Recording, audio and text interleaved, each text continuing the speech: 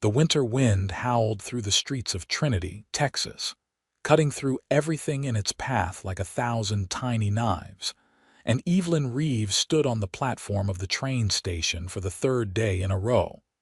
Her fingers numb inside her thin gloves, her lips blue with cold, waiting for a man who would never arrive.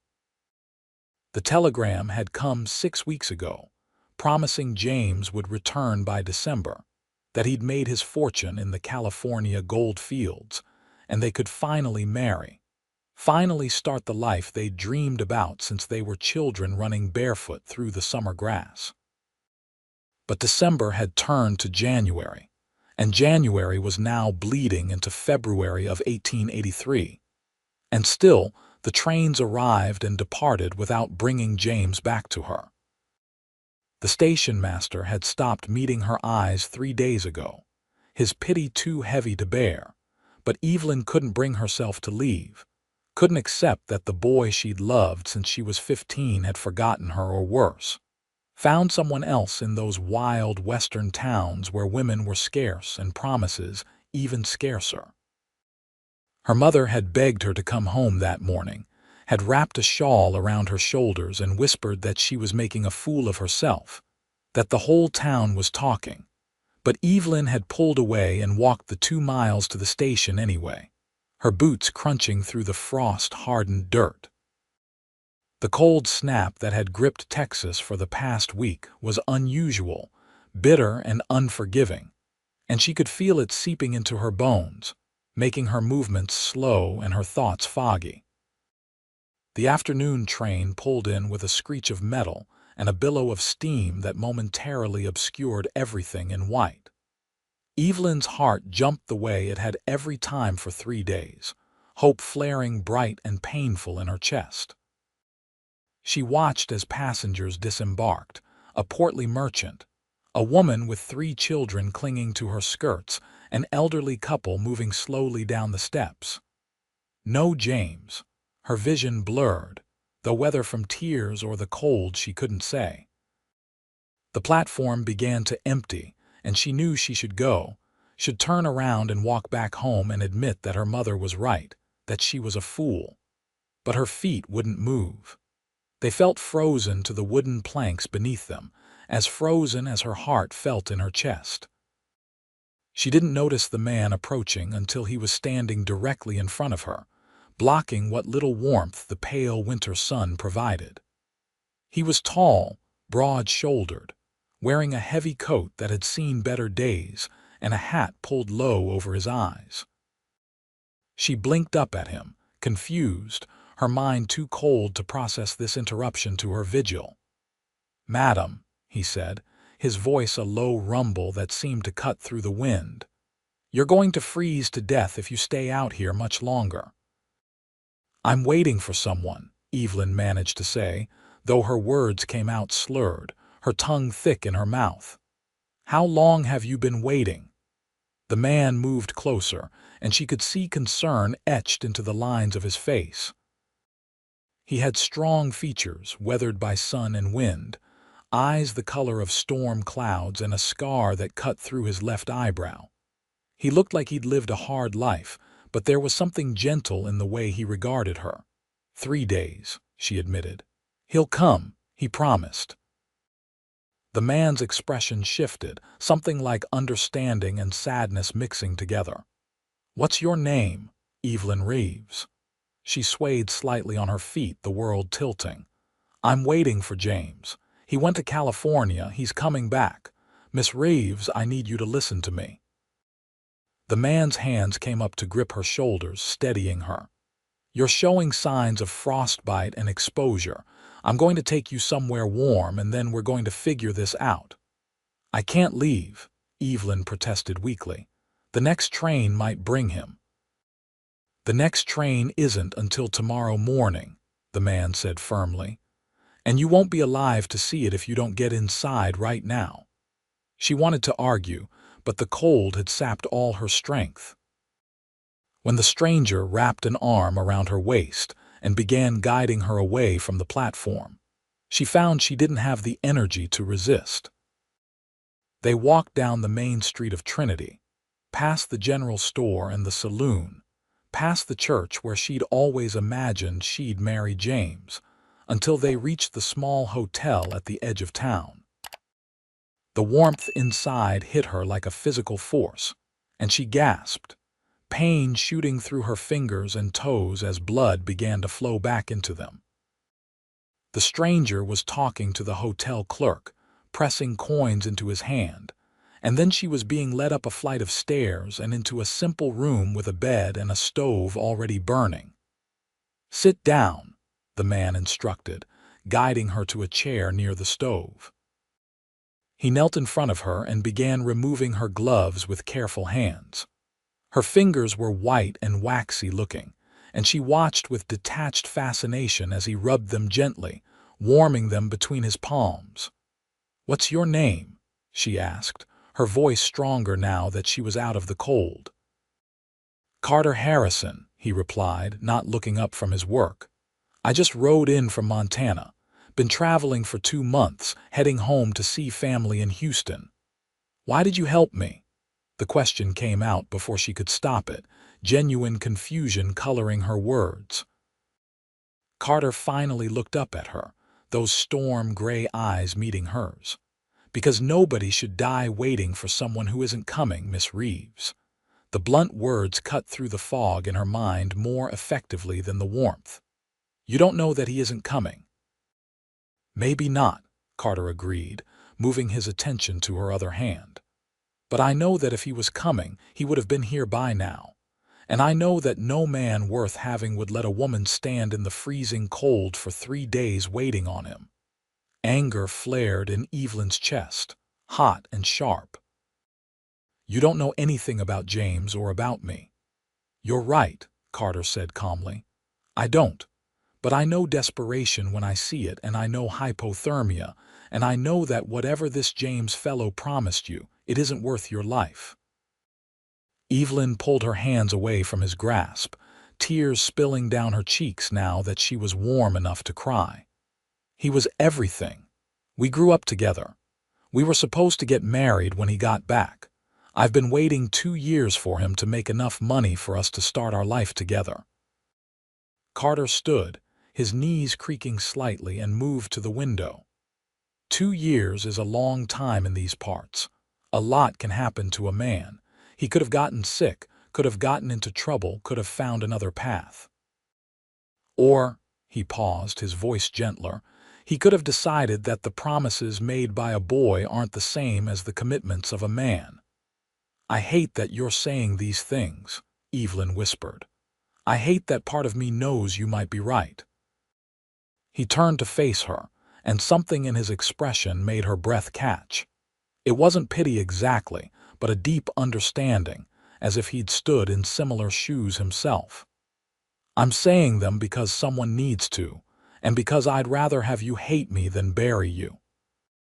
They sat in silence for a long moment, the only sound the crackling of the fire in the stove.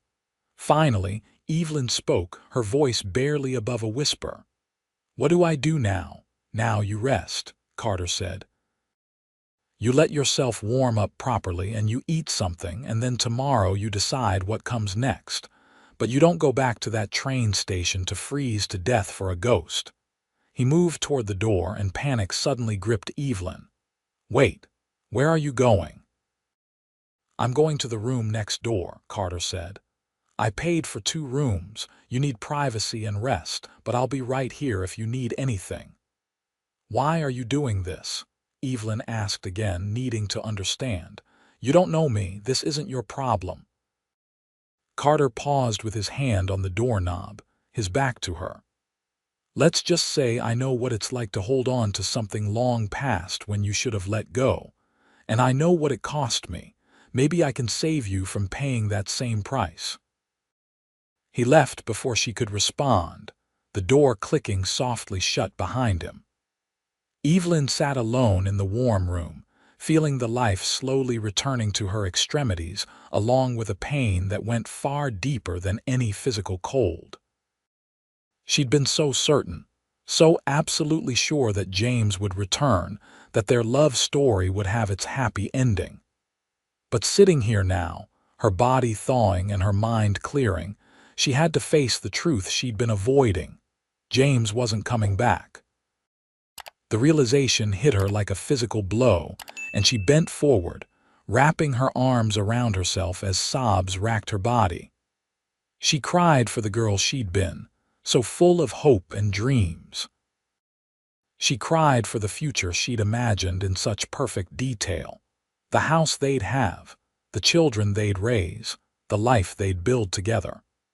And she cried for the woman she was now, standing in the ruins of all those beautiful illusions. Eventually, the tears subsided, leaving her hollow and exhausted. She removed her boots and her damp outer clothes, hanging them near the stove to dry, and climbed into the bed still wearing her dress. The mattress was lumpy but warm, and she pulled the quilts up to her chin, feeling the last of the cold finally leaving her body.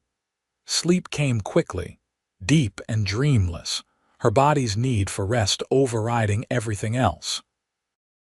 When she woke, the room was dark except for the faint glow from the stove, and someone was knocking softly on her door. Disoriented, she stumbled out of bed and opened it to find Carter standing there with a tray of food. "The hotel owner's wife made dinner," he explained. "I thought you should eat." Evelyn stepped back to let him in, suddenly very aware of her disheveled appearance, her dress wrinkled from sleep. Carter set the tray on the small table by the window and lit the oil lamp, casting the room in warm yellow light. "Thank you," Evelyn said, moving to the table. The smell of beef stew and fresh bread made her stomach growl, and she realized she couldn't remember the last time she'd eaten a proper meal. She'd been too focused on waiting, too consumed by her vigil to think about mundane things like food. "May I sit?" Carter asked, gesturing to the other chair. Evelyn nodded, suddenly grateful for the company. They sat in silence while she ate, and she was surprised to find that Carter's presence wasn't uncomfortable. There was something steady about him, something solid and real that made her feel anchored after days of floating in desperate hope. "How are your hands and feet?" Carter asked after a while. Evelyn flexed her fingers, examining them in the lamplight. "Better. Still tingly, but the colors come back." "That's good. You were close to serious damage." He paused, then added, "I'm glad I saw you when I did." "So am I," Evelyn admitted. She set down her spoon, the stew half finished, and looked at him directly. "I need to ask you something, and I need you to be honest with me." Carter met her gaze steadily. "All right. Do you think he's dead? Or do you think he just didn't care enough to come back?" The question hung in the air between them, heavy and painful. Carter was quiet for a long moment before he answered. "I think that if he was dead, someone would have sent word. People out west, for all their rough ways, they respect things like that. If a man dies, his belongings get sent home, letters get written. The fact that you haven't heard anything tells me he's probably alive." The words should have been comforting, but they cut deeper than any alternative. Death would have been easier to forgive than abandonment. "So he just decided not to come back." "People change," Carter said softly. "The West changes people. Sometimes the person who leaves isn't the same person who comes back, or who doesn't come back. It doesn't mean what you had wasn't real when you had it. How can you be so understanding about someone abandoning the person they claim to love?" Evelyn asked, hearing the bitterness in her own voice. "Because I was that person once," Carter said, and the admission clearly cost him. "Not exactly the same circumstances, but close enough. I left a girl back in Tennessee when I was 20 years old, promised I'd come back for her once I'd made something of myself. Spent 5 years in Montana working ranches, breaking horses, saving money. And somewhere in those 5 years, I became someone different. The dreams I'd had as a boy didn't fit the man I'd become. When I finally did go back, she'd already married someone else, and you know what? She'd made the right choice. The person she'd loved wasn't me anymore. He died somewhere between Tennessee and Montana, and I was just wearing his face. Evelyn stared at him, seeing the regret etched in every line of his face. "Do you think that's what happened to James?" "I think it's possible," Carter said. "And I think that's why you need to let yourself grieve and then let yourself move forward, not for him, but for you." "I don't know how to move forward," Evelyn whispered. "Everything I planned, everything I dreamed about, it all had him in it. I don't know who I am without those dreams." "Then maybe it's time to find out," Carter suggested. "You're what, 21? 22? 23, Evelyn corrected. 23, Carter repeated. "That's young, Miss Reeves. Young enough to build new dreams, to become someone you never imagined you could be." "And you?" Evelyn asked. "How old are you and what dreams are you building?" "I'm 28, Carter said. "And I'm done building dreams for someday. These days I'm more interested in building a life for right now." There was something in the way he said it, something in the way he looked at her, that made Evelyn's heart beat a little faster. She pushed the feeling away, confused by it, guilty for even noticing another man when her heart should still be breaking for James. "You should rest more," Carter said, standing. "Tomorrow's going to be a hard day. Facing the truth always is. Will you still be here tomorrow?" Evelyn asked, and she heard the vulnerability in her own voice, the fear of being alone. "I'll be here," Carter promised. "I told you I'm here to stay, at least for a few days until I know you're all right." After he left, Evelyn lay awake in the darkness, her mind churning. She thought about James, about the boy he'd been and the man he might have become.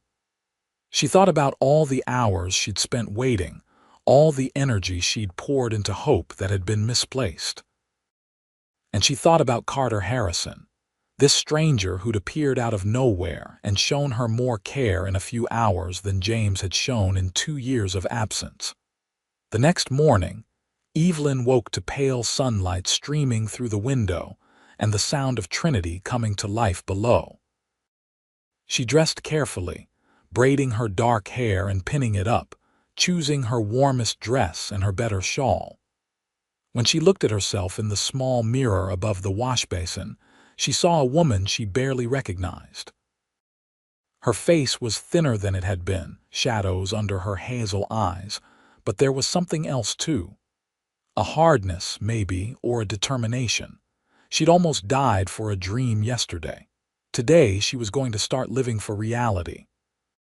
Carter was waiting in the hotel dining room, 2 cups of coffee already on the table in front of him. He stood when she entered, a gesture of respect that made something warm unfurl in her chest. "How are you feeling?" he asked as she sat down. "Clearer," Evelyn said honestly. "Sad but clearer." "That's a good start." Carter pushed one of the coffee cups toward her. "I've been thinking about what you told me yesterday, about waiting for this James fellow for 2 years while he was in California." "What about it?" "Well, if he left Trinity 2 years ago, that would have been 1881. The gold rush was pretty much over by then. The easy pickings were long gone." Carter leaned forward, his expression serious. "Which means either he didn't go to California for gold at all, or he went for some other reason and didn't want to tell you what it was." Evelyn felt something cold settle in her stomach. "What are you suggesting?" "I'm not suggesting anything definite," Carter said carefully. "But I've spent enough time in rough country to know that men don't just disappear without reason. And they don't break promises to women they love without something big changing. Have you considered that maybe James got into some kind of trouble?" "I don't know anything anymore," Evelyn admitted. "I thought I knew him completely, but maybe I never really knew him at all." The hotel owner's wife brought them breakfast, eggs and bacon and thick slices of bread, and they ate in companionable silence. Evelyn found herself watching Carter when she thought he wasn't looking, noticing small things about him. The way he handled his fork with surprising delicacy for a man with such work-roughened hands. The way he listened when she spoke, really listened, his full attention on her words. The way he seemed content to sit in silence when there was nothing that needed saying. "What are your plans?" Carter asked eventually. "Are you going to stay in Trinity?" "I don't know," Evelyn said. "I've lived here my whole life. My mother's here and my younger brother. I work at the dress shop on Main Street, or at least I did before I spent 3 days nearly freezing to death." She tried to smile, but it came out sad. "I suppose I should go see if Mrs. Albright will still have me back." "Do you like making dresses?" Carter asked. The question surprised her. Nobody had ever asked her that before. It was just what she did, what young, unmarried women in Trinity did if their families needed the income. "I'm good at it," she said slowly. "I like the precision of it, the way you can take pieces of fabric and turn them into something beautiful and useful, but I don't know if I'd say I love it." "What would you love to do?" Carter pressed. "If you could do anything at all." Evelyn opened her mouth to answer and realized she didn't know. All her dreams had been tied to James, to being his wife, running his household, raising his children. She'd never considered what she might want independent of that future. "I don't know," she whispered. "Isn't that terrible? I'm 23 years old and I don't know what I want from my own life." "It's not terrible," Carter said gently. "It's honest, and it's a place to start." They spent the rest of the morning walking through Trinity, Carter insisting that she needed to move around, to prove to herself that she was alive and well. The cold snap had broken overnight, and the temperature had risen to something almost pleasant. People stared as they passed, and Evelyn could see the questions in their eyes, the gossip already forming. Who was this stranger with Evelyn Reeves? What had happened to her vigil for James? Let them talk, she thought with a fierceness that surprised her. Let them gossip and speculate. She was done living her life for other people's expectations. They ended up at the edge of town, where the buildings gave way to open prairie stretching endlessly toward the horizon. Evelyn stood looking out at all that space, feeling something shift inside her. The world was so much bigger than Trinity, bigger than the small dreams she'd confined herself to. "It's beautiful, isn't it?" Carter said, coming to stand beside her. "All that open land full of possibility." "It's frightening," Evelyn countered. "So much unknown." "Unknown doesn't have to mean frightening," Carter said. "It can mean exciting. It can mean free." Evelyn turned to look at him, this man who'd come into her life at her lowest moment and shown her kindness for no reason except that she'd needed it. "Why are you really doing this?" she asked. "And don't tell me it's just because you saw someone in trouble. There's more to it than that." Carter was quiet for a long moment, his eyes on the horizon. When he finally spoke, his voice was rough with emotion. "Because I've been alone for 8 years. And in all that time, I've never met anyone who made me want to stop being alone. Until I saw you standing on that platform, half frozen and heartbroken, and something in me just knew. I know that sounds crazy. I know I just met you, but I'm 28 years old and I've traveled from Tennessee to Montana to Texas and back again, and I've never felt what I felt looking at you." Evelyn's breath caught in her throat. "Carter, I can't. I'm not ready for James just." "I know," Carter interrupted gently. "I know you're not ready. I know your heart is broken and you need time to heal. I'm not asking you for anything, Evelyn. I'm just telling you the truth. And the truth is that I'd like to stay in Trinity for a while if you'll let me. I'd like to get to know you to let you get to know me.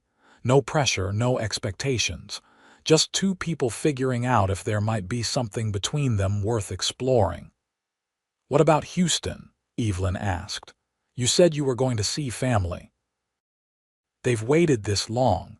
They can wait a little longer," Carter said with a slight smile. "Some things are worth changing your plans for." Evelyn looked away, her emotions a tangled mess of grief and guilt and something else, something that felt dangerously like hope. "I don't know if I can do this." "You don't have to decide right now," Carter said. "Just don't send me away yet. Give me a chance to prove that I'm here to stay, that I mean what I say." Before Evelyn could respond, they heard hoofbeats approaching fast. They turned to see a rider galloping toward town, his horse lathered with sweat despite the cool temperature. The man was shouting something, and as he got closer, Evelyn could make out the words, "Fire, fire at the Mitchell Ranch." Carter was moving before Evelyn could process what was happening, running back toward the main street where his horse was stabled. She picked up her skirts and ran after him, her heart pounding. The Mitchell Ranch was 5 miles outside of Trinity, home to the largest cattle operation in the area. If it was burning, every able-bodied person in town would be needed to fight the flames. By the time Evelyn reached the center of town, men were already mounting horses and loading wagons with buckets and barrels of water. Carter was among them, checking his saddle with practiced efficiency. He saw her and strode over quickly. "Stay in town," he said firmly. "This could be dangerous." "I can help," Evelyn protested. "I can carry water, I can." "No," Carter said, and there was steel in his voice. "I just pulled you back from the edge of freezing to death. I'm not about to let you run toward a fire." "You don't get to tell me what to do," Evelyn said, her own stubbornness rising. "I've lived here my whole life. The Mitchells are my neighbors."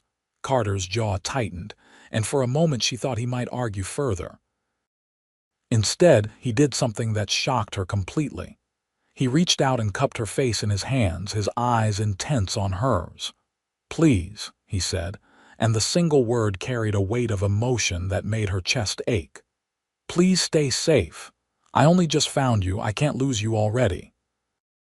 Then he was gone, swinging up onto his horse and riding out with the other men, leaving Evelyn standing in the street with her heart racing and her cheek still warm from his touch. She didn't stay in town. She couldn't, not when she could help. Instead, she went to the church where women were already gathering to prepare food and medical supplies for when the men returned. Mrs. Patterson, the Reverend's wife, put her to work immediately, tearing cloth for bandages and filling water jugs. "Heard you had quite the ordeal yesterday, Mrs. Patterson said as they worked side by side. "That cowboy who rode and saved your life, or so I'm told."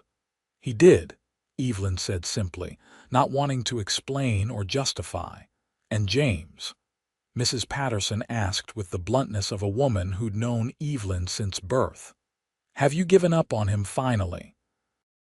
Evelyn's hands stilled on the cloth. "I think James gave up on me a long time ago. I was just too stubborn to see it." Mrs. Patterson made a sympathetic sound. "Well, that cowboy looked at you like you were water in the desert.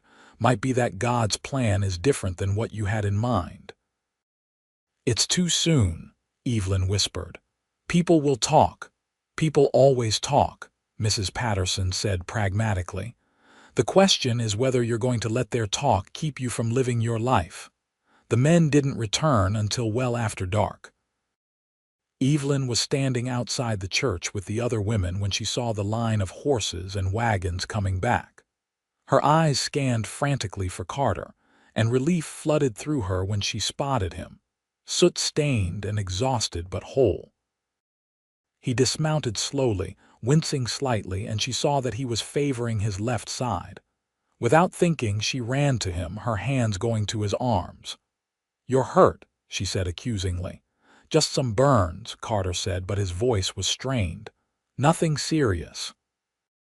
"Let me see," Evelyn demanded, already tugging at his coat. Underneath, his shirt was burned through in places, and she could see angry red marks on his skin. "Carter, this needs to be treated." "The ranch?" Mrs. Patterson asked, coming up behind them. "We saved the main house and the barns," one of the other men reported. "Lost some outbuildings and a couple of horses broke loose in the panic, but it could have been much worse." "How did it start?" someone asked. "Lightning," the man said. struck the hay storage. Whole thing went up like tinder. The women ushered the men into the church hall where food had been laid out and medical supplies waited. Evelyn found herself sitting beside Carter, cleaning his burns with gentle hands while he ate with single-minded focus. He didn't complain or pull away, just let her work, his trust in her complete and humbling. "You're good at this," he said after a while, watching her bandage his forearm. "My father was a doctor," Evelyn said, "before he died when I was 15. He used to let me help him sometimes, said I had a steady hand and a calm temperament." "Why didn't you pursue it?" Carter asked. "Doctoring, I mean." Evelyn laughed without humor. "Because I'm a woman, and because we didn't have money for any kind of schooling after he died. And because I was too busy dreaming about being James Marlowe's wife to think about what else I might do with my life." She finished tying off the bandage and sat back, looking at him properly. His face was streaked with soot, his hair disheveled, his clothes ruined. He looked exhausted and in pain, and yet there was something in his eyes when he looked at her that made her feel like she was the only person in the world. "What?" she asked self-consciously. "I'm just thinking about how beautiful you are," Carter said simply. "Inside and out." Evelyn felt heat rise in her cheeks. "You barely know me." "I know enough," Carter said. "I know you're strong enough to stand in the cold for 3 days for someone you loved. I know you're stubborn enough to argue with a stranger about your own safety. I know you're kind enough to tend to burns with gentle hands even though you must be exhausted. That's enough to start with." "Carter," Evelyn began, but she didn't know how to finish. What she was feeling was too complicated, too tangled up in grief and guilt and a growing affection that terrified her. "It's all right," Carter said, as if he could read her thoughts. "I told you no pressure. I'm here to stay, Evelyn. Whether that means something to you now or later or never, I'm here." That night, Evelyn lay in her own bed in her mother's house for the first time in days, staring at the ceiling and thinking about everything that had happened. 2 days ago, she'd been so certain about her future, even if that certainty was built on fantasy. Now she felt like she was standing on shifting ground, unsure of anything except that the life she'd imagined was gone and something new was beginning to take shape. Her mother had been surprisingly understanding when Evelyn had finally come home and explained everything. Abigail Reeves was a practical woman, hardened by life as a widow with 2 children to raise alone, and she'd never quite trusted James Marlowe's promises. "That cowboy," her mother said now, appearing in the doorway of Evelyn's room. "The one who brought you back from the brink. What's his story?" "His name is Carter Harrison," Evelyn said. "He's been working ranches in Montana for the past 8 years. He's traveling to Houston to see family, but he's decided to stay in Trinity for a while." "To stay near you," her mother said shrewdly. "Maybe," Evelyn admitted. "He said something yesterday that I can't stop thinking about. He said he's here to stay." "And how does that make you feel?" Evelyn sat up, hugging her knees to her chest. Confused, guilty, hopeful, terrified, all of it at once. Her mother came and sat on the edge of the bed, her weathered hand covering Evelyn's. "You're allowed to move on, you know. You're allowed to let yourself be happy even if things didn't turn out the way you planned. It's only been 2 days since I accepted that James isn't coming back," Evelyn protested. "How can I already be thinking about someone else?" "Because hearts are funny things," her mother said gently. "They don't work on schedules or propriety. And sometimes the right person comes along at exactly the moment when we're finally ready to see them, even if that moment seems all wrong to everyone else." The next morning, Evelyn went back to work at the dress shop. Mrs. Albright was understanding about her absence, especially after hearing about her ordeal. The work was familiar and soothing, the rhythm of needle and thread helping to settle her turbulent thoughts. She was finishing a hem when the bell above the door chimed and Carter walked in, looking uncomfortable in the feminine space of lace and fabric.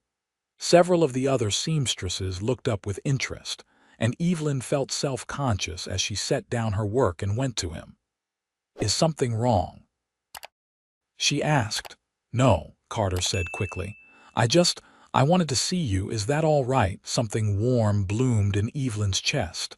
"It's all right. How are your burns?" "Sore, but healing." "You did good work." He glanced around the shop, clearly out of his element. "Could you take a break? Maybe walk with me for a bit?" Evelyn looked back at Mrs. Albright, who waved her away with an indulgent smile. "Go on, girl. You've been working hard all morning." They walked down Main Street in the midday sun, Trinity bustling around them with normal life. Carter seemed content just to be near her, not pushing for conversation, and Evelyn found herself relaxing into his presence. "I've been thinking," Carter said after a while, "about what you said yesterday about your father being a doctor and you helping him." "What about it?" "Well, there's not a proper doctor in Trinity anymore, is there?" "Not since your father died, no," Evelyn confirmed. "People have to ride to the next town over when they need serious medical help. It's not ideal, especially in emergencies." "What if you became the town's healer?" Carter suggested. "Not a doctor exactly, since you don't have formal training, but someone people could come to for basic medical care, for setting bones and treating fevers and delivering babies." Evelyn stopped walking, staring at him. "I couldn't do that." "Why not?" "You clearly have the skill and the knowledge, and from what I saw last night, you have the temperament for it too." "Because women don't do things like that," Evelyn said, but even as she spoke, she felt a stirring of something like excitement. "At least, not officially." "Then do it unofficially," Carter pressed. "Start small. Let people know you're willing to help with minor things. Build trust. Before you know it, you'll be the person everyone turns to." The idea was both terrifying and thrilling. To have a purpose beyond waiting for a husband, beyond making dresses for other women's lives while neglecting her own.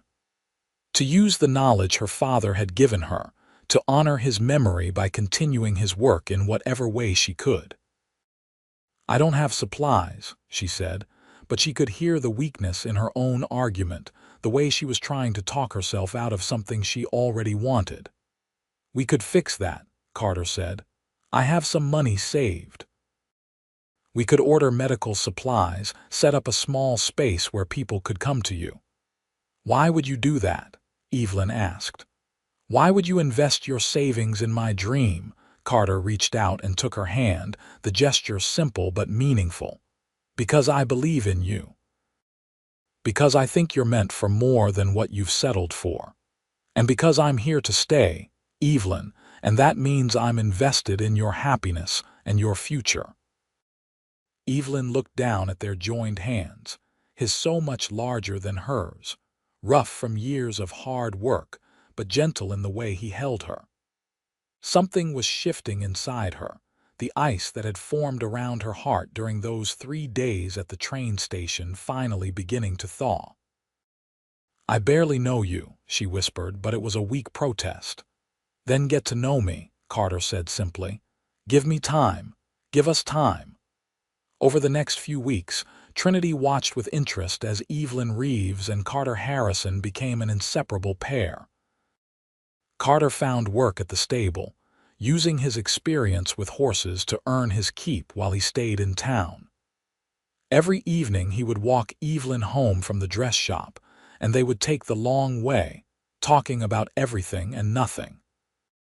Carter told her about his life in Montana, about breaking horses and working cattle drives, about sleeping under stars so bright they seemed close enough to touch. He told her about the loneliness of that life, the way it could hollow out a man if he let it, the way he'd started to forget there was any other way to live. Evelyn told him about growing up in Trinity, about her father's death, and the way it had changed everything for her family. She told him about falling in love with James when they were teenagers, about how that love had seemed like the only solid thing in an uncertain world. And she told him about the shame she felt now, looking back at how much of herself she'd given away to a dream that was never going to materialize. "Don't be ashamed," Carter said one evening as they sat on the fence at the edge of town, watching the sun set in a blaze of orange and pink. "Loving someone isn't something to be ashamed of, even if it doesn't work out the way you hoped." "I wasted so much time," Evelyn said sadly. "You didn't waste it, you learned from it, and now you get to take those lessons forward into whatever comes next." Carter turned to look at her, his expression serious. "Can I ask you something?" "Of course. You still love him. James, I mean." Evelyn considered the question carefully, wanting to be honest with Carter and with herself. "I love who he was, or who I thought he was, but I don't think I'm in love with him anymore. That died somewhere between the second and third day at the train station. What I feel now is grief, but it's grief for what I lost, not for him specifically." "Does that make sense?" "Perfect sense," Carter said softly. Then, even more quietly, "Can I kiss you?" Evelyn's breath caught. She knew she should say no, knew that it was too soon, that people would talk even more than they already were. But when she looked at Carter, at the open honesty in his face, at the way he'd been so patient and kind and steady, she found she didn't want to say no. "Yes," she whispered. Carter leaned in slowly, giving her time to change her mind, but she didn't. When his lips met hers, it was gentle and sweet and nothing like the desperate fumbling she'd shared with James in secret moments years ago. This was different. This felt like a beginning, not an ending. This felt like coming home to a place she'd never been before. When they finally pulled apart, Carter rested his forehead against hers, his hands cradling her face. "I'm falling in love with you, Evelyn Reeves. I know it's fast. I know it's probably crazy, but it's the truth." "I think I'm falling in love with you too," Evelyn admitted, the words both frightening and freeing. "And you're right, it is crazy, but it also feels more real than anything I've felt in a long time." They sat together as the sun disappeared below the horizon and the first stars began to appear, and Evelyn felt something settle inside her. This was right. This was real. This was the life she was supposed to be living. True to Carter's suggestion, Evelyn began quietly offering her medical services to people in town. It started small. Mrs. Patterson's daughter had a fever, and Evelyn made a poultice that helped bring it down. One of the stable hands cut his hand badly, and Evelyn cleaned and stitched it with steady hands. Word spread, and soon people were coming to her regularly for minor ailments and injuries. Carter helped her set up a small room at the back of her mother's house where she could see patients privately. He used his savings to order supplies from Houston, bandages and medicines, splints and surgical tools. He never asked for repayment, never made her feel indebted. He simply wanted to help her succeed. "You're good at this," Abigail told her daughter one evening after Evelyn had successfully helped deliver a baby for a young mother whose husband worked at the ranch. "Your father would be so proud." Evelyn felt tears prick her eyes. "I wish he could see it." "He can," her mother said with certainty. "And so can I, and that's almost as good." Spring came to Trinity, the harsh cold giving way to mild temperatures and fields of bluebonnets stretching across the prairie. Carter had been in town for 3 months now, and it was impossible to imagine life without him. He'd become part of the fabric of Trinity, respected for his hard work at the stable and his quiet strength. More than that, he'd become essential to Evelyn's happiness. They were sitting by the small creek that ran behind her mother's house one Sunday afternoon when Carter brought up the future. "I need to tell you something," he said, his tone serious enough to make Evelyn's heart clench with worry. "What is it?" I got a letter from my brother in Houston, Carter said. My mother's not doing well. She's asking for me to come visit, maybe stay for a while to help with the family business. Evelyn felt her world tilt. You're leaving? I have to go, Carter said. But Evelyn, I want you to come with me. She stared at him, not understanding. Come with you? How can I do that? I have responsibilities here. I have patients who depend on me. Come with me as my wife, Carter interrupted, taking both her hands in his. Marry me, Evelyn. Come to Houston with me, meet my family, and then we'll decide together where we want to build our life. Maybe it's Houston, maybe it's back here in Trinity, maybe it's somewhere entirely new, but we'll decide together. Evelyn's mind was reeling. Carter, this is so fast. I know, he said. Believe me, I know. But I also know that I love you more than I've ever loved anyone. I know that when I think about my future, you're in every single part of it. And I know that life is short and uncertain, and I don't want to waste any more time pretending I don't know exactly what I want. What about what I want? Evelyn asked, but there was no heat in her words. Did you consider that I might not be ready for this? Are you not ready? Carter asked directly. Look me in the eye and tell me you don't love me, that you don't want a future with me, and I'll never bring it up again. I'll go to Houston alone, and when I come back, we can take all the time you need. Evelyn opened her mouth to do exactly that, but the words wouldn't come, because the truth was, she did love him. She loved his steadiness and his kindness. She loved the way he looked at her like she was capable of anything. She loved the way he'd shown up in her darkest moment and said, I'm here to stay, and then actually stayed. She loved the life they'd been building together, the way they fit into each other's days like pieces that had always been meant to connect. I love you, she said instead, the admission feeling like jumping off a cliff. I love you so much it scares me. Then marry me, Carter said simply. Take a leap of faith with me. Yes, Evelyn whispered, and then louder, more certain, yes, I'll marry you. Carter pulled her into his arms, holding her so tightly she could barely breathe, and she held him back just as fiercely.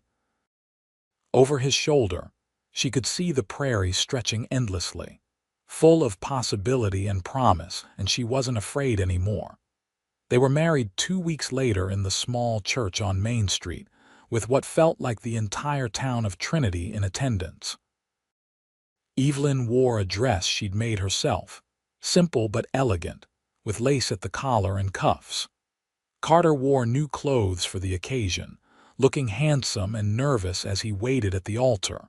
When Reverend Patterson asked if anyone objected to the marriage, there was a moment of breathless silence. And then, to everyone's shock, the church doors opened and James Marlowe walked in. Evelyn felt her entire body go cold. James looked different, thinner, harder, with a scar running down one cheek and guilt written in every line of his face. He stood in the doorway, looking at her with anguish. Evelyn, he said, his voice carrying through the silent church. I'm sorry. I'm so sorry I didn't come back when I said I would. I got into trouble, bad trouble, and I didn't want to drag you into it. But I'm here now. I'm here and I still love you. The church erupted in whispers, people turning to look at Evelyn with curiosity and pity. She felt Carter tense beside her, but he didn't say anything, didn't try to fight for her or make demands. He simply waited, trusting her to make her own choice. Evelyn looked at James, really looked at him, and felt nothing but a distant sadness. This man had shaped so much of her life, had been the center of her dreams for years. But standing here now, on the verge of marrying Carter, she could see clearly what she'd been too blinded by fantasy to see before. James had always been selfish, always put himself first, even in his grand gestures and promises. He'd left her to wait without word, without consideration for what that might do to her. And now he'd come back at the worst possible moment, not thinking about what she might want, only about his own regrets. James, she said clearly, her voice steady, I waited for you. I waited in the cold until I almost died, and you weren't there." "I know," James said desperately. "I know, and I'll spend the rest of my life making it up to you if you'll let me." "But someone else was there," Evelyn continued, reaching for Carter's hand. "Someone else saw me at my lowest and didn't run away. Someone else has been here every single day since, showing me what it really means to keep a promise. I'm sorry for whatever trouble you got into, and I hope you find your way clear of it. But I'm not waiting for you anymore. I'm choosing the man who chose me." The whispers grew louder, but Evelyn didn't care. She turned back to Carter, saw the love and pride shining in his eyes, and knew she'd made the right choice. James stood there for a long moment, and then slowly nodded. "I understand," he said quietly. "I'm happy for you, Evelyn. I hope he knows how lucky he is." Then he turned and walked out, the church doors closing behind him with a final sound. Reverend Patterson cleared his throat. "Well then, shall we continue?" The rest of the ceremony passed in a blur. Evelyn repeated her vows, meaning every word, and when Carter kissed her as his wife, the entire church broke into applause. They walked back down the aisle together, hand in hand, ready to face whatever came next. The journey to Houston took 4 days by train, and Evelyn spent most of it pressed against the window, watching the landscape change as they traveled south and east. Carter sat beside her, sometimes reading, sometimes just holding her hand, always there in that steady way of his. "Nervous?" he asked as they neared Houston. "Terrified," Evelyn admitted. "What if your family doesn't like me?" "They'll love you," Carter said with confidence. "But even if they didn't, it wouldn't matter. You're my family now, you're my choice." Houston was bigger and busier than anything Evelyn had experienced, full of buildings and people and noise. The Harrison family home was on the outskirts of the city, a sprawling ranch that Carter's father had built decades ago. His mother, Margaret Harrison, was indeed ill, pale, and thin in her bed, but her eyes lit up when she saw her son. "Carter," she breathed, reaching for him. "You came." "Of course I came, Ma," Carter said, taking her hand gently. "And I brought someone to meet you. This is Evelyn, my wife." Margaret's eyes widened, then filled with tears. "Your wife? Oh, Carter, that's wonderful. Come here, dear, let me see you." Evelyn approached nervously, but Margaret's smile was warm and genuine as she looked her over. "You're lovely," she said simply. "And if my son married you, you must be something special. He never did anything without thinking it through carefully." "Thank you, Mrs. Harrison," Evelyn said. "Call me Margaret," Carter's mother insisted. "We're family now." Carter's brother Daniel was more reserved, watching Evelyn with assessing eyes as he shook her hand. He was younger than Carter, maybe 25, with the same strong features but none of Carter's warmth. "Daniel runs most of the ranch now," Carter explained. "Has for the past few years while I've been away." "Welcome to the family," Daniel said, but there was something guarded in his expression that made Evelyn uneasy. Over the next few weeks, Evelyn came to understand the source of Daniel's reserve. The ranch was struggling financially, debts mounting and business slow. Daniel had been shouldering the burden alone, and he clearly hoped that Carter's return meant reinforcements. "I need you to stay," Daniel said to Carter one evening after dinner. "Ma needs you here, and I need help running this place. It's too much for one person." Carter looked torn, glancing at Evelyn. "I have to talk to my wife." That night, lying in the guest room of the Harrison house, Carter and Evelyn had the first serious disagreement of their marriage. "I can't ask you to give up everything you've built in Trinity," Carter said. "Your practice, your mother, your whole life." "And I can't ask you to abandon your family when they need you," Evelyn countered. "Your mother is ill, your brother is drowning in responsibility. Of course we have to stay." "But what about your work? You were helping so many people." Evelyn was quiet for a moment, thinking. "Houston is a city. There are doctors here, but there must also be people who can't afford their services, people who need someone willing to help them. Maybe I can do here what I was doing in Trinity, just in a different way. You'd be willing to do that? Carter asked. To start over again? I'd be willing to do anything as long as we're together, Evelyn said firmly. That's what marriage means. We figure it out together. So they stayed in Houston. Carter threw himself into the ranch work, his experience and energy revitalizing the struggling business. Evelyn, meanwhile, began quietly offering her services to the poorer neighborhoods of Houston, areas where people couldn't afford proper doctors. She treated fevers and injuries, helped deliver babies, and slowly built a reputation as a healer who cared more about helping than about payment. Margaret's health stabilized with Evelyn's careful nursing, and she became something of a second mother to Evelyn, teaching her about the ranch and sharing stories about Carter's childhood. Daniel remained somewhat distant, but even he began to warm up as the ranch's fortunes improved. A year after arriving in Houston, Evelyn discovered she was pregnant. Carter's joy was boundless, his hands constantly drawn to her belly as it grew, his eyes filled with wonder at the life they'd created together. What should we name him? Carter asked one evening, his hand spread across her swollen stomach. Him? Evelyn teased. It could be a girl. Either way, Carter amended. What names do you like? I always liked the name Henry for a boy, Evelyn said thoughtfully. After my father. His middle name could be Carter after you. Henry Carter Harrison, Carter tried out. I like it. And for a girl, Caroline, Evelyn said. Caroline Margaret after your mother. Perfect, Carter agreed. Their son was born on a cool October evening in 1884, healthy and loud and absolutely beautiful. Henry Carter Harrison had his father's gray eyes and what promised to be his mother's dark hair, and holding him in her arms, Evelyn felt a completeness she'd never imagined possible. Thank you, Carter whispered, sitting beside her on the bed, looking down at their son with awe. Thank you for taking a chance on me, for marrying me, for giving me this life. Thank you for showing up when I needed you most, Evelyn replied. Thank you for being here to stay. The years that followed were full and rich.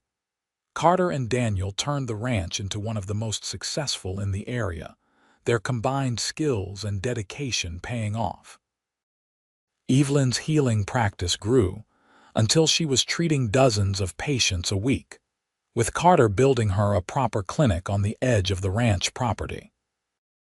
Margaret lived to see the birth of 2 more grandchildren, Caroline Margaret in 1886, sweet-tempered and gentle, and Thomas Daniel in 1888, adventurous and bold. She died peacefully in her sleep in early 1889, surrounded by her family, satisfied that her sons had built good lives. Daniel married a school teacher named Sarah in 1887, and the 2 couples raised their children together on the ranch, building a true family legacy. The children grew up running through the fields, learning to ride horses before they could properly walk, loved and secure in a way that both Carter and Evelyn had sometimes lacked in their own childhoods. On their 10th wedding anniversary, Carter surprised Evelyn with a trip back to Trinity. It was strange walking through the familiar streets after so long away, seeing what had changed and what had stayed the same. The dress shop was still there, though Mrs. Albright had retired, and someone new ran it now.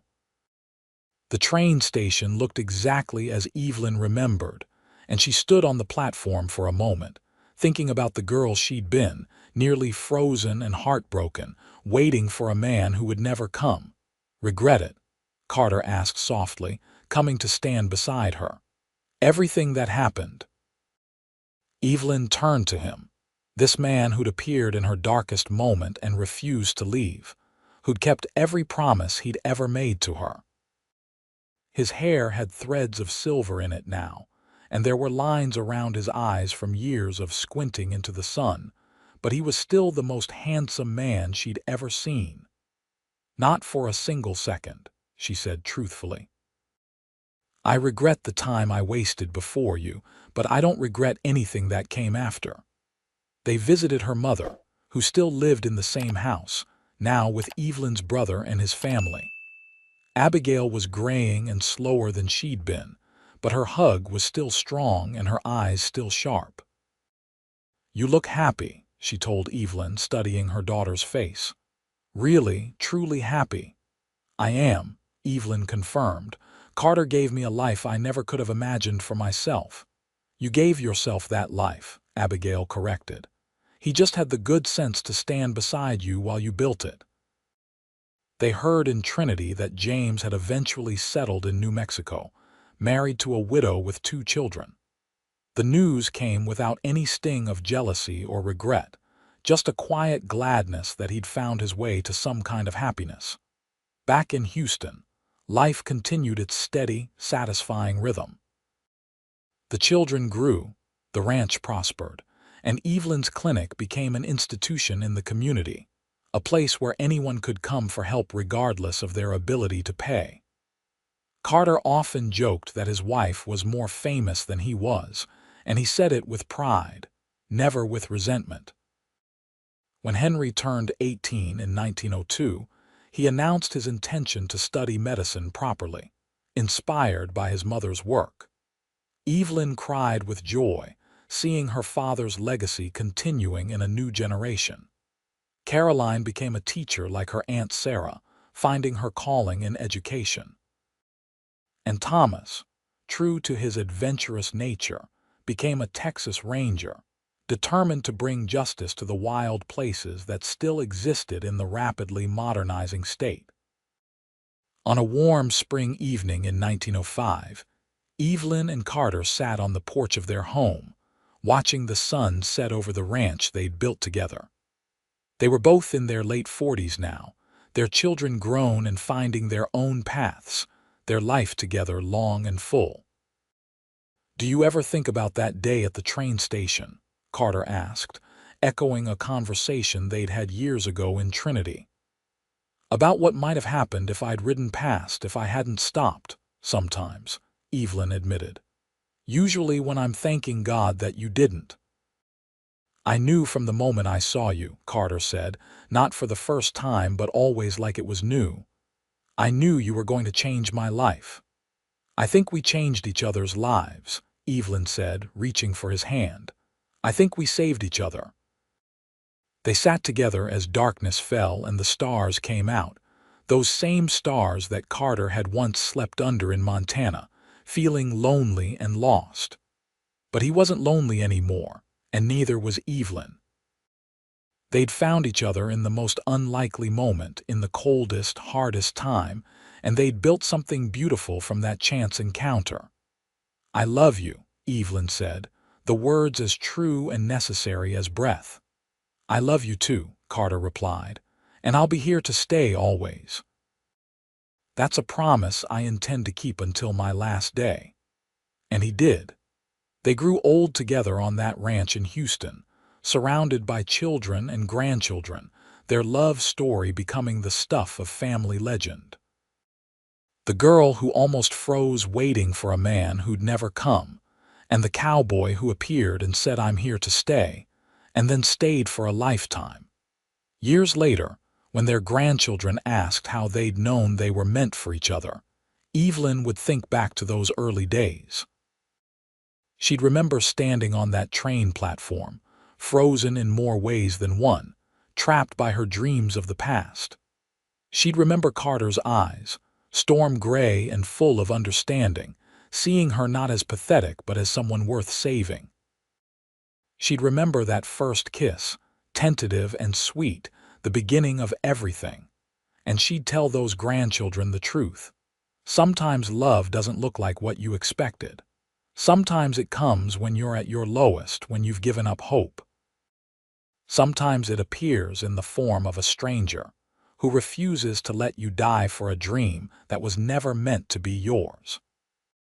And sometimes, if you're very lucky, That stranger becomes the person you build your entire life with, the person who keeps every promise, the person who shows you that waiting for the wrong person led you to exactly the right one. The ranch continued to thrive under the Harrison family's care, becoming one of the most respected operations in Texas. Evelyn's clinic eventually became a proper medical facility, with Henry joining his mother's practice after completing his formal training. Together, mother and son treated generations of Houston families, carrying on the legacy that had started with Evelyn's father so many years ago in Trinity. Carter and Daniel's partnership proved unshakable, the brothers complementing each other perfectly in their management of the ranch. Where Daniel was methodical and cautious, Carter brought innovation and risk-taking. Where Carter could be impulsive, Daniel provided steadying wisdom. Together they navigated droughts and market fluctuations, always finding ways to keep the ranch profitable and the family secure. As the new century progressed, bringing automobiles and electricity and a changing world, Evelyn and Carter adapted while holding on to what mattered most. They watched their children marry and have children of their own, creating a sprawling family tree that traced back to that cold February day in 1883, when two lives collided and intertwined. Caroline married a banker named Robert Wells in 1906, a steady man who adored her gentle nature. They gave Evelyn and Carter 4 grandchildren, all daughters who inherited their grandmother's healing touch and their mother's kind heart. Thomas married later in 1910 to a fiery woman named Anna who could ride and shoot as well as any man. Their 3 sons grew up hearing stories of their grandfather's adventures and their grandmother's courage. But it was Henry's wedding in 1908 that brought everything full circle in a way none of them expected. He fell in love with a girl from Trinity, of all places, the daughter of the new doctor who'd moved to town. Her name was Rebecca, and when she visited the ranch for the first time, Evelyn took her to see the old family property in Trinity, showing her the train station where her life had changed forever. "It's strange how things work out," Rebecca said, standing on that same platform where Evelyn had once waited in the cold. "How a moment of despair can lead to decades of joy." "That's the secret," Evelyn told her future daughter-in-law. "The secret is being open to the possibility that your story might turn out different than you planned, and that different might be exactly what you needed."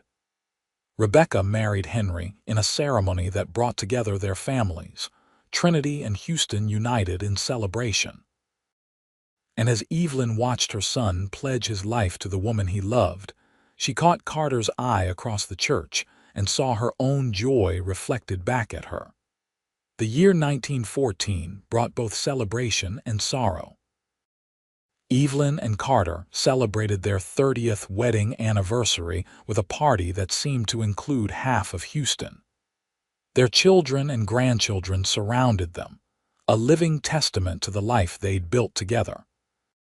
But that same year, Daniel fell from his horse during a storm and never recovered, dying within days despite Evelyn's best efforts to save him. Carter grieved deeply for his brother, and Evelyn held him through the long nights when the loss felt unbearable. But they had each other, and they had their family, and slowly the sharp edges of grief softened into acceptance and memory. Sarah stayed on the ranch with her children, and the family continued to work together, honoring Daniel's legacy by maintaining what he'd helped build. His sons took over his portion of the ranch management, proving themselves worthy successors to their father's vision. The Great War came and went, touching their lives when Thomas served overseas for a year, but mercifully he returned home safely, sobered by what he'd seen but whole in body and spirit. The ranch provided beef for the war effort, and Evelyn's clinic treated returning soldiers who needed care they couldn't afford elsewhere. Through it all, through triumph and tragedy, Through the ordinary days and the extraordinary ones, Carter and Evelyn remained each other's constant. They still sat on the porch most evenings, still held hands like young lovers, still looked at each other with the wonder of people who knew exactly how lucky they were. In 1923, on a particularly beautiful spring day, they celebrated their 40th anniversary. The whole family gathered once again, 3 generations now, filling the ranch house to bursting with love and laughter. Evelyn was 63, her dark hair now completely silver, her face lined with the years but still beautiful. Carter was 68, moving a bit slower but still strong, still steady, still looking at his wife like she was the most precious thing in his world. 40 years. Carter marveled as they danced slowly in the big barn that had been decorated for the occasion. 40 years since I saw you on that train platform and knew my life was about to change. Best 40 years of my life, Evelyn said, resting her head against his chest, hearing the steady beat of his heart. Every single day with you has been a gift, even the hard days, Carter teased gently. Especially the hard days, Evelyn confirmed, because even on the hardest days I had you. I had us, and that made everything bearable. Around them, their family danced and celebrated, young and old together, all of them products of that chance encounter 4 decades ago. Henry danced with Rebecca, their 4 children running wild with their cousins. Caroline swayed with Robert, their daughters now grown women themselves, some with children of their own. Thomas spun Anna around with the enthusiasm of youth, though they were both nearing 40. And Sarah danced with her eldest son, Daniel's legacy living on in his children and grandchildren. We did good, Carter said, looking around at the family they'd created. We built something real and lasting. We built it together, Evelyn said. That's the only way anything good ever gets built. As the years continued to pass, they slowed down but never stopped. Evelyn finally retired from her clinic at 70, turning it over completely to Henry and the young doctors he'd trained. Carter stepped back from day-to-day ranch management, letting his nephews and Thomas take the lead while he served as an advisor and grandfather extraordinaire. They took to traveling a bit, something they'd never had much time for before. They visited Caroline in Austin, where she and Robert had moved. They went to Trinity again, finding it changed almost beyond recognition, but still carrying echoes of their past. They even made the long journey to Montana, where Carter showed Evelyn the places where he'd spent those lonely years before finding her. I was so lost then, Carter admitted, standing on a ridge overlooking mountains that seemed to touch the sky. I didn't even know what I was missing until I found you. Maybe we both needed to be lost for a while, Evelyn said, so we'd recognize home when we finally found it in each other. In 1928, they became great-grandparents for the first time when Henry's eldest daughter gave birth to a baby girl. Holding that tiny new life in her arms, Evelyn felt the circle of existence close in the most beautiful way. She'd been saved from freezing to death 45 years ago, and now here she was, holding the future, proof that choosing life and love had rippled forward through time. Carter's health began to decline in his early 70s, nothing dramatic but a general slowing, a tiredness that rest didn't cure. Evelyn, with her healer's knowledge, knew what it meant. They didn't speak of it directly, but there was an understanding between them, a gentle acknowledgement that their time together, however precious, was finite. In the spring of 1931, Carter had a stroke. He survived it, but it left him weakened, confined mostly to bed or a chair on the porch. Evelyn tended him with the same gentle hands that had tended so many others over the years, and he bore it with patience and grace, never complaining, always grateful. "I'm sorry," he said one afternoon as she adjusted his pillows. I know this isn't how you wanted to spend your golden years." "Carter Harrison, you hush," Evelyn said firmly, but her eyes were soft. "You think I'd rather be anywhere else than right here with you. We promised each other a lifetime. This is part of that lifetime, and I'm honored to be here for all of it." "I love you so much," Carter whispered. "I need you to know that. Even when I can't say it anymore, I need you to know that every breath I take is full of love for you." "I know," Evelyn said, tears streaming down her face. "I've always known, and I love you just as much. You saved my life, Carter. You gave me everything." "You saved mine too," Carter said. "I was existing, but I wasn't living. You taught me the difference." He passed peacefully in his sleep one warm May night, Evelyn beside him as she'd been for 48 years. She woke to find him gone, his face peaceful, one hand still clasped in hers. The grief was overwhelming, a tidal wave that threatened to drown her. But their family surrounded her, holding her up, reminding her that she wasn't alone. They buried Carter on a hill overlooking the ranch, under a sprawling oak tree that had been there long before the Harrisons arrived, and would be there long after. The whole community came to pay respects to a man who'd been respected and loved by all who knew him. And as they lowered him into the Texas soil, Evelyn thought about the journey they'd taken together, from that frozen train platform to this sunlit hill, and she felt gratitude even through the grief. She lived 4 more years without him, years that were harder than any that came before, but also strangely sweet. She spent time with her children and grandchildren and great-grandchildren, telling them stories about their grandfather, about the cowboy who'd appeared in her darkest moment and said, "I'm here to stay." She went back to Trinity one last time in 1934, making the journey alone but not lonely, carrying Carter with her in her heart. She stood on the train platform, now modernized with concrete instead of wood, and she could almost see her younger self standing there in the cold, so lost and desperate.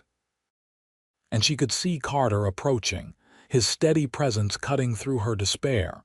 "Thank you," she whispered to the ghost of that moment. "Thank you for not walking past. Thank you for seeing me. Thank you for staying." Evelyn Reeves Harrison died peacefully in her sleep in October 1935, at the age of 75. Her children found her in her bed, a smile on her face, one hand extended as if reaching for someone. They buried her beside Carter under that oak tree, reuniting them in death as they'd been united in life. Their story became legend in the family, passed down through generations. The girl who nearly froze waiting for the wrong man, and the cowboy who appeared at exactly the right moment and changed everything. It was a story about the unexpected nature of love, about how sometimes our greatest blessings come disguised as endings, about how the courage to let go of what isn't meant for us makes room for what is. The ranch continued for generations, always with a Harrison at its helm.